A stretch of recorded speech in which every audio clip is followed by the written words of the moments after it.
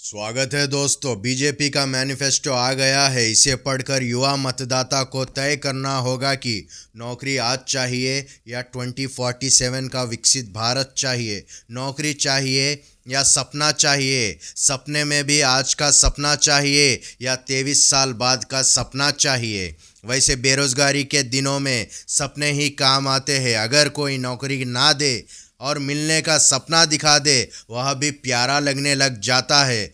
धर्म के नशे में डूबे हुए मजबूत राष्ट्र की पालकी में झूला झूल रहे भारत के युवा मतदाताओं को बीजेपी के मैनिफेस्टो में रोजगार की संभावना खोजनी चाहिए। सरकारी नौकरी का जिक्र नहीं है, मगर परीक्षा में पेपर लीक रोकने के लिए कानून का जिक्र है। जबकि मोदी सरकार को यह कानून बनाने का ध्यान 90 साल में आया, उसके बाद भी यूपी में पेपर लीक हो गया। बीजेपी के संकल्प पत्र में नौकरी की जगह रोजगार के अवसर का इस्तेमाल किया गया है।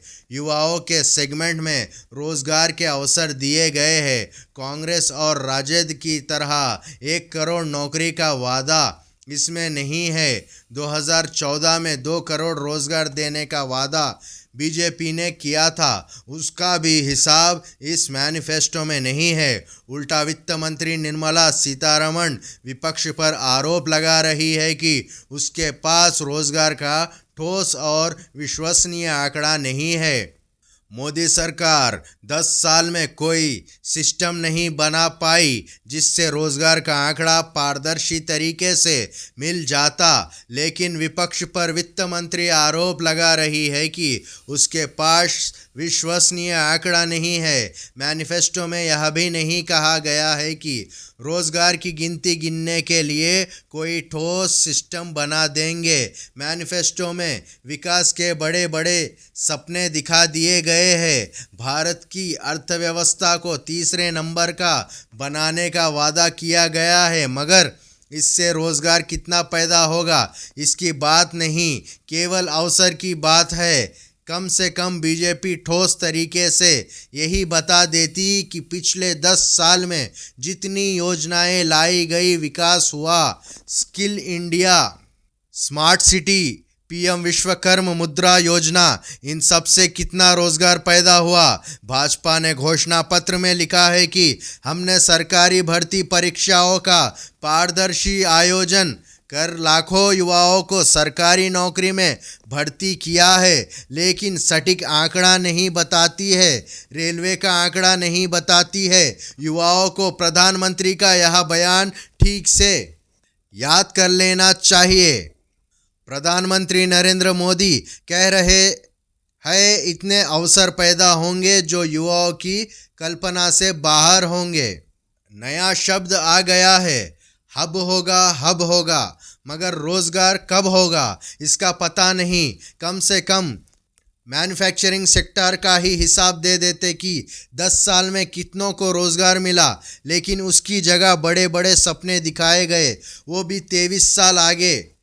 47 साल के सपने हर पार्टी को, और हर पार्टी का मैनिफेस्टो बता रहा है कि उसने किसी समस्या को आज के हिसाब से किस तरह महसूस किया है, उसका समाधान क्या होना चाहिए। बीजेपी के मैनिफेस्टो से यही लगता है कि वह रोजगार के सवाल को लेकर युवाओं की बेचैनी से बिल्कुल परेशान नहीं है, जबकि कांग्रेस, सपा, तृणमूल कांग्रेस जैसे दल रोजगार के सवाल पर ही सपना दिखाती है और अपना चुनाव अभियान चलाती है।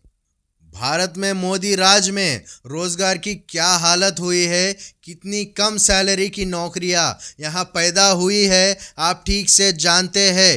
गोदी मीडिया इतनी बारीकी से आपको नहीं बताएगा। उसका प्रोजेक्ट ही है कि बेरोजगार भारत को मूर्ख बनाए रखना है, ताकि उसे सही गलत का पता ना चले। रोजगार को लेकर हाल में तमाम रिपोर्ट आई है।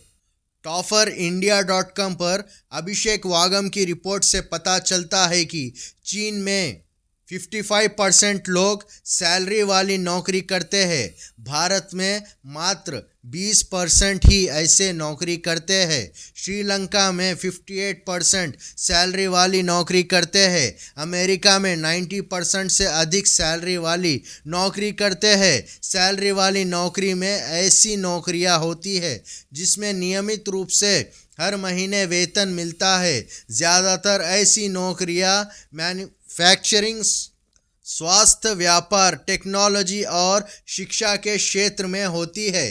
अभिषेक लिखते हैं कि सैलरी वाली नौकरियां एक समान नहीं होती। भारत में सैलरी जॉब करने वालों में से केवल 42% के पास लिखित कॉन्ट्रैक्ट है। 52% को ही पेड लीव मिलती है, यानी छुट्टी के समय भी वेतन मिलता है। बाकी कोई असुविधा नहीं है। छुट्टी लेने पर वेतन कट जाता है। सामाजिक सुरक्षा के मामले में भी यही हालत है।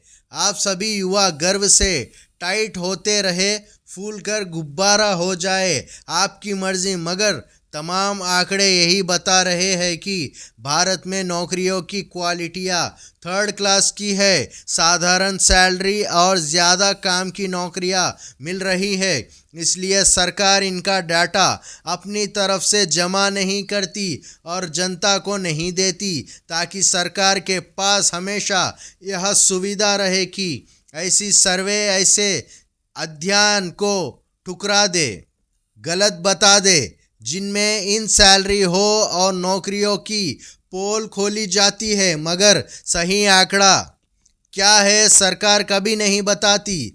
वागम की ही रिपोर्ट है कि 58 करोड़ लोग भारत में कार्यबल का हिस्सा है। अंग्रेजी में वर्कफोर्स कहते हैं।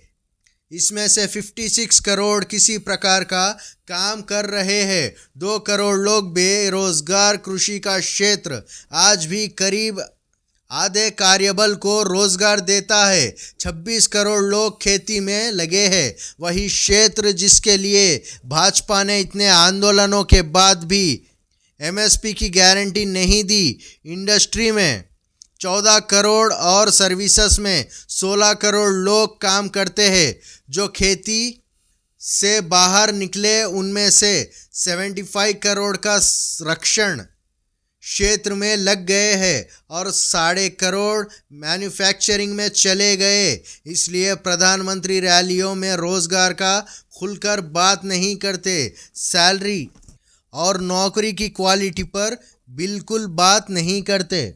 यहाँ तक कि स्टार्टअपों की बात होने लगी है। यह भी सुनने में सपने के जैसा ही लगता है, मगर इस नए सेक्टर का भी डेटा बीजेपी रख सकती थी, बता सकती थी कि कितने लोगों को स्टार्टअप में नौकरियां मिली है। मार्च 2024 में E42 सर्वे की रिपोर्ट है कि 2022 से अब तक 130 स्टार्टअप ने 37,000 से अधिक लोगों को निकाल दिया। स्टार्टअप की फंडिंग भी घटी है। 2022 में 2,75,000 करोड़ थी, 2023 में घटकर 83,000 करोड़ पर आ गई है। 7 साल में सबसे कम हो गई। नौकरी की गिनती से बीजेपी आज से नहीं 2019 से बच रही है। किसी भी सेक्टर में नौकरी के आंकड़े जमा करने का पारदर्शी सिस्टम नहीं बना सकी। नौकरी के सेक्टर में अगर मोदी सरकार के पास दिखाने के लिए कुछ भी होता तो हर बात में डेटा देने वाली यह सरकार ज़रूर डेटा से तमाम पोस्टरों और अखबारों को भर देती। अंतर्राष्ट्रीय संगठन और मानव विकास संस्थान ने इंडिया अनएम्प्लॉयमेंट रिपोर्ट जारी की है। इसमें बताया गया है कि भारत की जो बेरोजगार आबादी है उसमें से 83% युवा है। 2000 में जिनके पास इंटर तक की शिक्षा थी, बेरोजगार युवाओं में उनकी संख्या 35% थी। सन 2022 में यह आंकड़ा 35.7% तक हो गया। यानी इंटर तक की शिक्षा वालों के बीच बेरोजगारी भयंकर रूप से बढ़ गई है। Centre for monitoring Indian economy का आंकड़ा है, इसी जनवरी का है। अक्टूबर दिसंबर 2023 की तिमाही का अध्ययन है युवाओं के बीच बेरोजगारी की दर बढ़ गई है। और अपडेट्स के लिए चैनल को सब्सक्राइब करें और अपनी राय कमेंट में दें। धन्यवाद।